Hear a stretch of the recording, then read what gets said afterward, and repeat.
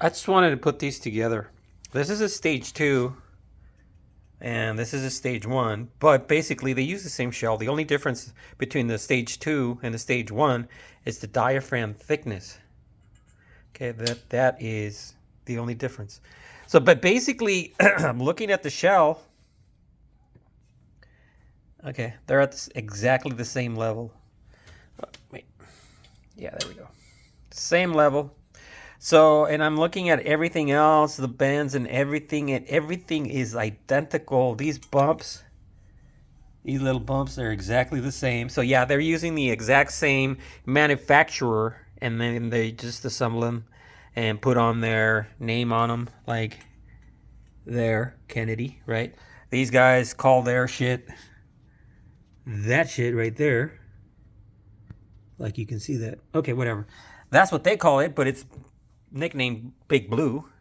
But basically the diaphragm, I bet you, is exactly the same as the stage 1 on this one. They're identical. Okay, this is how Kennedy balances their shit. They drill there and there to balance their shit. Okay. These guys, Big Blue, what they do is they have several holes. See? And that is to put a weight. Okay.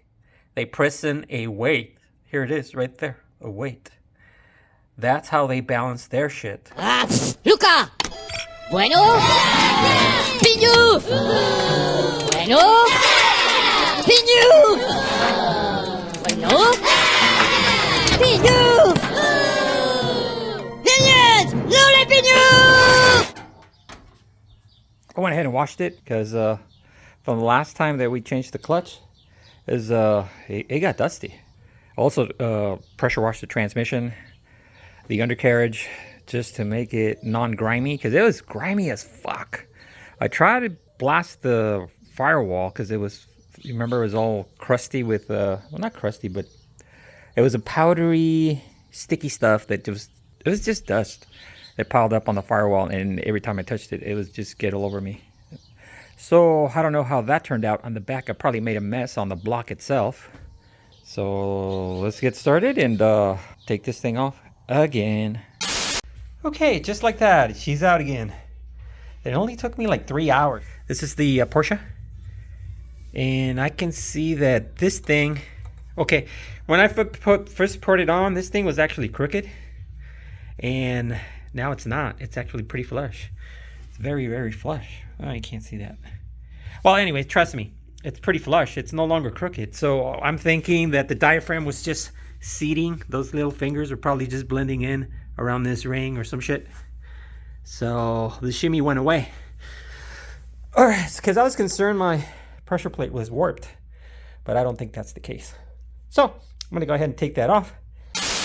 This is the darkling clutch that I was spinning the fuck out of, and it looks pretty normal. Pretty normal. Okay, so I'm not gonna worry too much about this. I was thinking of not reusing it because I spun it like you wouldn't believe, and it looks normal. Not only that, this is the Porsche one. It's got a little bit of heat there, just ever so slightly, but basically very little wear to no wear. Those are the grooves. They're natural to it. Yeah, it's like a record. But yeah, the other one has them also. Porsche. Huh. Okay. 80 ponies. That's about it. 90 if you're pushing it. And I was checking my flywheel. It's perfectly true. There's no warpage. So I'm not gonna take it to the thingamabob, because there's no warpage, there's no burn marks or anything like that. So I'm not gonna worry about it. I'm gonna go ahead and reuse my darkling clutch or disc again, since it looks pretty damn good. Just like that, bam, it's back in there. Parts were out, so I might as well just repainted them satin black, so it looks a little bit more presentable. But I'm almost done. I need to put the bar and that area right there and that little piece right there, and it's done. The whole exhaust system is also done. Everything's done. So new clutch. Let's see how it handles.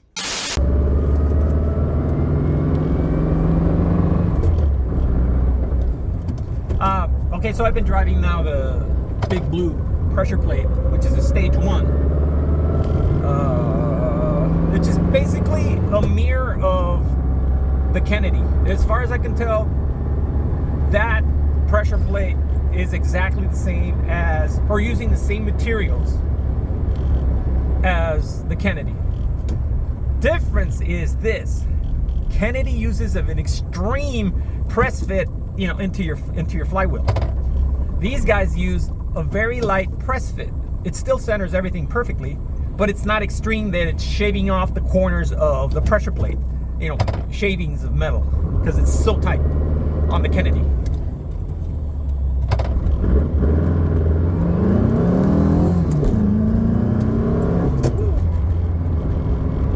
Carburetors, IDFs, man. We turn these crappy Chinese carburetors into wonderful little beasts. Watch my YouTube channels, YouTube videos on how to do that, drilling the side hole and all that stuff. Drivability will improve. Also watch the videos where we're talking about the fuel exhaust valve. That'll improve your experience a lot better, it also allows you, when you modify that fuel exhaust valve, or should I say delay squirt valve in the center of the fuel bowl, that little valve, when you adjust that from the stock, which is a 55, if you just press in the little keeper on the back, 90 millimeters to 1 millimeter, I would recommend 1 millimeter. I'm running 1 millimeter in mine, and they're just wonderful carburetors. Anyways, that allows you to run leaner fueling for high mileage. Okay, high mileage. I mean, you're talking 30 miles to the gallon. Oh, I always do that on 3rd gear. Okay, so we're back. This is just the update kind of thing for the IDS, the side drillings. They're wonderful. Best thing I've ever done to these IDFs to really make them daily drivers. Like wonderful, just wonderful throttle response. Like they're up there, man. They drive really, really nice. Shifting gears, downshifting, light throttling. It's absolutely amazing. There is no hesitations. It likes to be, stabbed. I can, just go boom, and it pop, and they just wake up. Or I can very lightly accelerate, and there is no hesitations. Try doing that with regular standard carburetors. I'm not saying that you can't. I mean, because the cheating way would be you just run fat, just run fat on fueling, and all the hesitations just disappear. But you're a gross polluter, and basically you're not getting fuel mileage. Okay, I'm getting 30 miles to the gallon. No, wait, correction.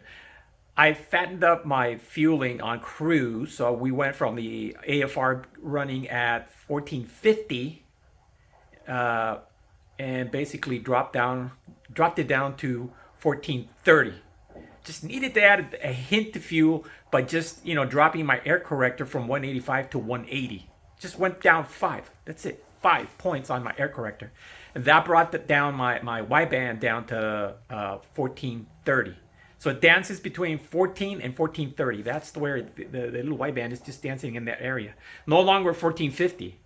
It just needed a hint of fuel to really have really nice transitions. So basically we went ahead and did that, and now I'm very happy. I don't think I'm probably going to change it ever again. I am pretty much done with all the beta testing and everything, and I have determined that I have found the sweet spot. So I'm telling you this information so that when you try to get the maximum mileage out of your IDFs, it's gonna be when your Y-band reaches 1430. Okay, maximum. Dancing between 14 and 1430. Okay, boom, boom, boom, boom. That's when you're gonna get your maximum drivability and maximum mileage. Okay, so I already went and did a whole week with lowering my my Y-band a little bit on the fueling, so running a little fatter. We went from 30 miles to the gallon to 29. It's actually 29.2. So I lost about a mile and a quarter per gallon of mileage, but who cares? It's still 29. just a hair over 29 miles to the gallon on this puppy. So let's go over here and talk about what I've done so far. Other than I removed that thing. It doesn't need it. This thing runs really cold because it's a Type 4 engine, so it runs really cool in 110 degrees. This thing will only go about 210 Fahrenheit on the oil. That's it. You know, I'm driving 90 miles an hour, 95 miles an hour, following traffic, and that's just the way they're driving. And I don't back off. And 210 Fahrenheit. That's all I get on the oil. That's it. Drillings. Best thing you could ever do to your carburetors. Was told by a reputable engine builder that basically undersizing the carburetors to your engine will allow you to actually have your carburetors awake. In other words, they should drive really nicely. This phenomenon of they driving okay but not really awake happens because your carburetors are too big to your engine. So these are 44s. This is a 2-liter engine. I should be running 40 IDFs, okay? 40 millimeter IDFs, and we're running 44s. Okay, so drillings will allow you to basically awaken your carburetors if you overcarbureted your engine. So that's one. 2, you will never experience pluggings again on your idles, even if you're running cheap filters. Like these are cheap, okay? These are from CB Performance. They do let a lot of dirt in, okay? Even if you oil them right and all that stuff, these are nice and oiled. Check it out. I don't know if you can tell, but anyways, they still let a lot of debris go in there, and that is what usually ends up causing the plugging. K&N makes a nice red ones, and I already saw them personally. Like I grabbed them and it was like, oh my God. I grabbed them and took them up, the K&N, and looked into the sun. Could not see any sunlight coming through them. If you grab these CB Performance ones and you put them up in the sun, you can see a shitload of sun coming right through them. Okay, so that is the huge difference. The only thing is that those things are on Amazon. I saw them for $64 a piece. Or I call it a 65. 65 and 65. 65. That's a 130 plus taxes. Yeah, 150. With shipping and handling all that shit. Plan for 150. But I think they're worth it. Okay, if you don't want to drill, you don't have the skills to drill that shit, you don't have to do that. Even if you overcarbureted your engine, they're going to run okay. The carburetors are going to run okay, but they're never going to wake up, okay? But they'll run okay, okay? That's all I'm saying. Because these ran okay before I drilled them. They were okay, and I didn't know any better, okay? So I was comparing, something that I didn't even know that could wake up. Okay, so they run okay. You would ask me, before I modified the fuel bowl drillings, did the fuel bowl drillings, you would ask me. I said, they drive okay. I don't see any reason for drilling them. But then after I started doing all the testing on the tops, because the tops I was messing with the holes and shit like that, and these fuckers woke up. I had some other fueling issues, so I had to abandon those tests. But I knew that these carburetors had the ability of waking up. And when I drilled them, I had suspected that they were going to wake up. And I was completely correct, 100%, because of the way it was happening. In my mind, I knew exactly what was happening. Basically, the main was stealing fuel or causing turbulence on the idle. It's either stealing fuel or turbulence in the idle. And that causes the idle to fluctuate, giving you an okay driving experience, but it doesn't allow it to be nice and smooth, giving you a smooth idle when you're running on your idle. It just doesn't go smooth. And now that they're separate, the idle actually is always smooth. Therefore, you have a very smooth, very throttle responsive carburetors. That's exactly what we got here when we drilled them. Anyways, you don't have to do that. Get the filters. If you're okay with driving, the carburetors drive okay, don't worry about it. Just get the filters. You should never experience another plugging on the idle. Okay, so basically, just remember this. With the K&N filters, you're not fixing the problem. You're masking the problem. I just want to say this. If Chevy, Dodge, or Ford made carburetors of this style and installed them on their V8s, this would never fly in the American people because they would be suffering from plugins all the time. Okay, this would be like an uproar, against Chevy. Let's say Chevy is the one that did it, and Dodge would be making fun of them, and so would Ford be making fun of Chevy for making carburetors like they plug up. They have the ability to plug up. Okay, all right. I'm just, I'm just stating the obvious, okay? Maybe I'm too American, even though I was born in Mexico, but I'm just saying the obvious, okay? I live in Realville, and Realville is you're masking the problem. I'm gathering all my parts, and I'm very close to installing my turbo. Turbo pipe is probably going to come up through here, go up, something like this. Turbo's going to be right here. All the piping shit going to that way and that way. Blow off valve somewhere around here. I got my fuel lines already done. I got my return line. I got my pressure regulator. I didn't install the pressure regulator. I just plugged up the return line. It's there. Pressure regulator is over there. I haven't installed it, but I have everything. The pump, everything is in line now. I still have a pressure regulator down there that I run with these that are not, that one's not what do you call it, turbo approved. So, but it's running at 2.7 pounds. Make sure you're running no more than 3 pounds of pressure on these carburetors. They're very, very sensitive. Very, very sensitive.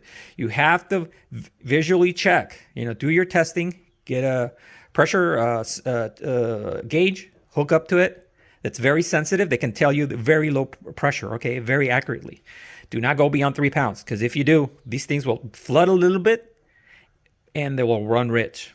Okay, don't. I'm just telling you right now.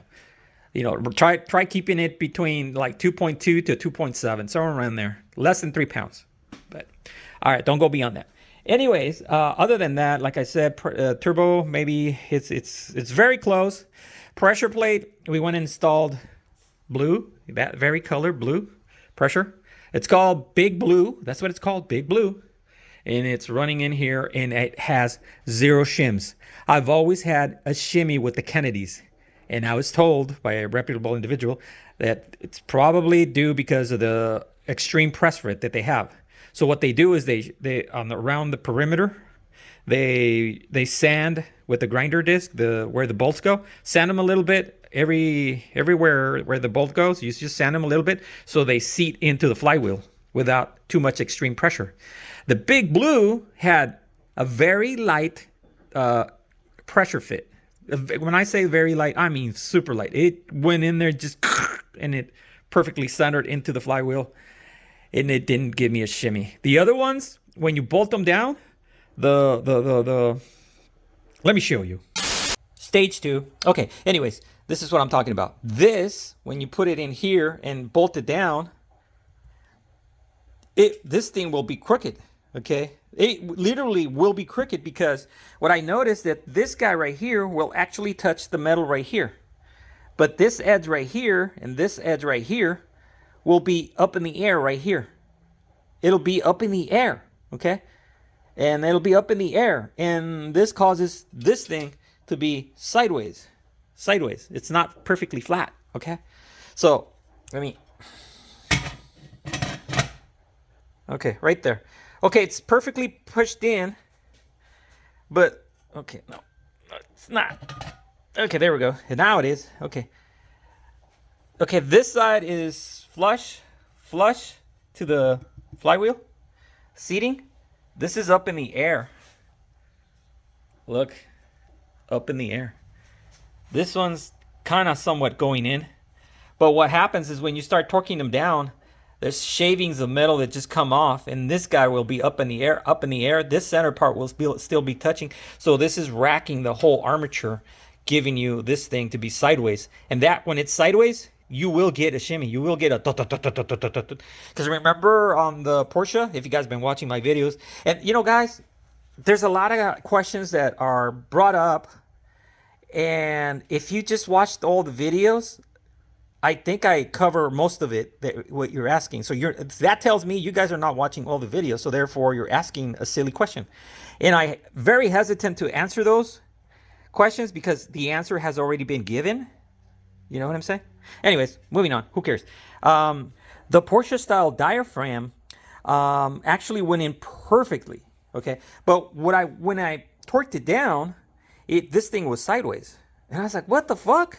Why is it sideways? And I tried several discs, because I have several discs, and they're always sideways, sideways, sideways. This thing was sideways. It wasn't perfectly, true to the armature of the Porsche style diaphragm. Okay, so I was like, I don't know about this. And then I put it on the engine, because I was like, this must be warped. And then I was thinking this was probably needed to be machined, or this needed to be machined, you know, because it's probably sideways or some shit. Something's not, you know, it's not seating right. That's why this thing was crooked on the Porsche one. That ended up being too weak. Okay, so what ended up happening with the Porsche, even though it was slipping like crap, and then it started grabbing, and eventually it didn't slip, but I could tell it was still a little too on the weak side. So I went ahead and upgraded to Big Blue. But okay, what I was trying to get to the point on the Porsche one is that after like several cyclings of this thing, several days, the shimmy completely disappeared. Okay, and after I removed it to replace this guy with Big Blue, the Porsche one with Big Blue, I noticed that this guy was perfectly flat. It wasn't no longer sideways. So when I put it on, it was sideways, and that gave me a shimmy. Okay, a really bad shimmy, and then it somehow flattened out. So my theory was like, oh, okay, so that means these fingers over here were probably like metal shavings that were not true or whatever, you know, causing this thing to be sideways. You know, just a little sideways. And after several, you know, cycles, those shavings probably started to blend in, and it went away, and this thing became really flat, perfectly flat. So the shimmy went away. So I know that when this thing is sideways in your engine and you put it in like that, you're going to have a guaranteed 100% shimmy. Okay, just tech tips right there. Okay, I need to go away because this video is getting too long, and it's just tech tips and updates on what's going on. And I just wanted to cover Big Blue. Those are available at CoolNet for like $74 plus shipping and handling. Yeah, that's about $100. $100. One of these is about $170. Okay, shipping and handling is about $200. Okay, $200, and they're exactly the same. Exactly the same. They're using the same suppliers to build them. Okay, I was like, I couldn't see any difference. Oh my God, they're exactly the same. So I'm not too worried about the quality because Kennedy is using the same supplier as Big Blue. So they should be a little bit better. Anyways, but Big Blue doesn't use that thing, okay, protruding like that. Theirs is pretty flat, and it goes in perfectly centered into the flywheel. And this thing was perfectly flat when I torqued it down. Okay, and I haven't had a single shimmy on my bug. Okay, Kennedy's have always had a shimmy. Stage 1, stage 2, stage 3. Stage 2 was the absolute worst. Okay, stage 2. Not stage 3. Stage 2 was absolutely the worst. And I remember when I put it on, I was having so much trouble that it was shavings of metal were coming off. And I remember I got one stuck in my finger, and it was a painful, bloody mess. Anyways, so that's pretty much that's all I wanted to talk about. Choose your clutches correctly. I highly recommend Big Blue. I think they make a superior clutch to Kennedy, and for half the price. Half the price. I mean, you can't beat that. If you're going turbo, you're going to be stuck with a stage 2, but just be aware that you might have to grind those off equally. Good luck with that, to get it to seat in so you get a nice flat bearing, throwout bearing surface. If it's sideways when you bolt it in, you're gonna have a shimmy. There's no buts about it. You're gonna have a shimmy.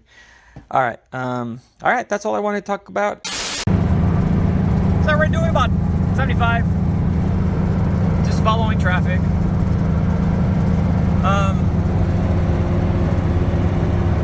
Y-band.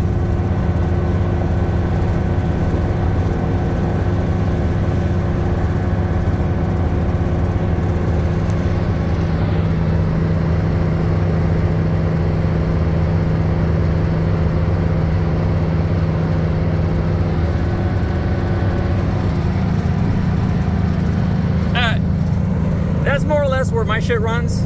I went ahead and dropped down my air corrector 5 points from 185s to 180s just to richen up a little bit more the wideband. Meaning that I went from 14.5 to like 14.30 to 14, somewhere around there, dancing in that area. It just seems like it's like a better transition. When you're at 14, yeah, you're gonna get really high gas mileage, like 30 miles to the gallon on a 2-liter engine, but you're sacrificing the transition between the idle and the main. It just leans out a little too much.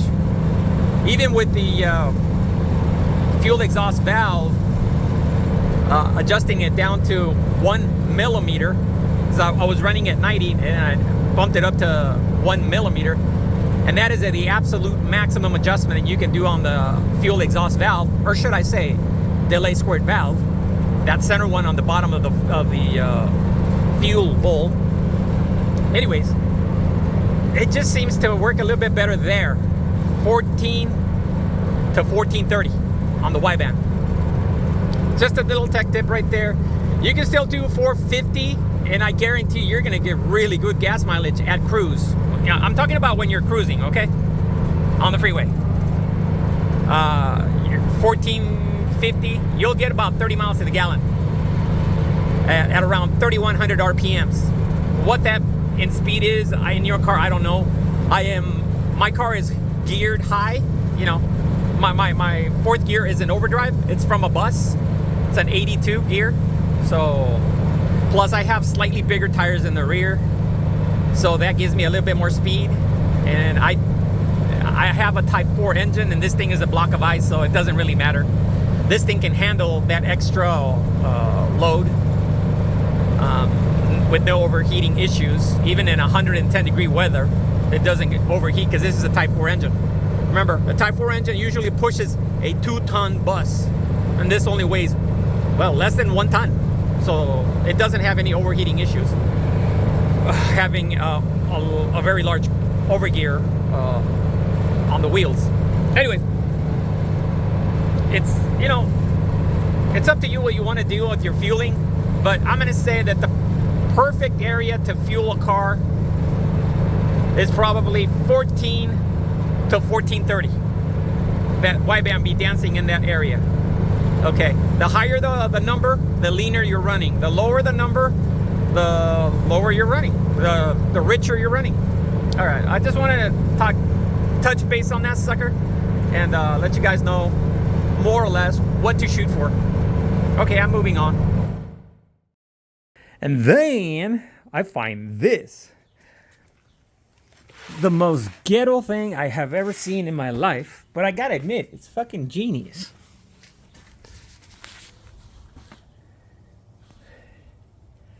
They put a nut right there, and a nut right there. There we go. And a nut right here as a spacer, so that the exhaust wouldn't be muffled by the muffler. So that it would sound like one of those, you know, exhausts, you know, those rice rocket exhausts. And I noticed that this is the original muffler. Nissan. So if I put this back on tight, there shouldn't be any noise coming from here. Ghetto. Damn, this is ghetto. I thought I seen it all.